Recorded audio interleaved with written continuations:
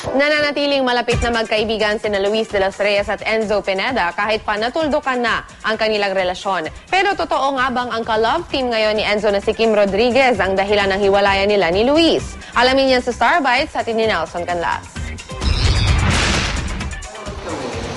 Ano ba? Kahit hiwalay na, maayos raw ang pakikitungo sa isa't isa ni na Enzo Pineda at Luis de los Reyes. Ayon kay Enzo, nakakapag-usap na raw sila ngayon ng dating kasintahan. Mas nakatulong daw ang pagiging magkaibigan na lang nila sa pagiging close nila.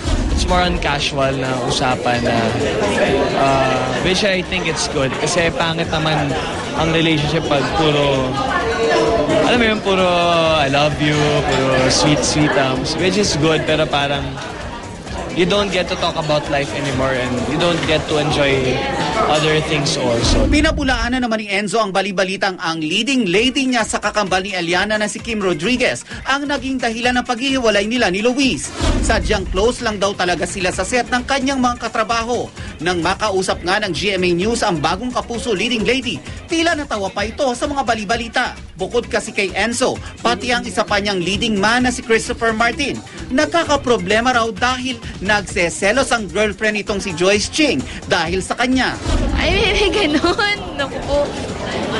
Hindi, ako, wala naman po ginagawang masama. Ako lang po, magkaibigan lang po kami ni Enzo, ni Christopher. Parang ginagawa lang po namin yung trabaho namin para po mapaganda yung show. Walang ganun. Ang sa amin kasi ni Joyce, trabaho. Nelson Canlas, GMA News.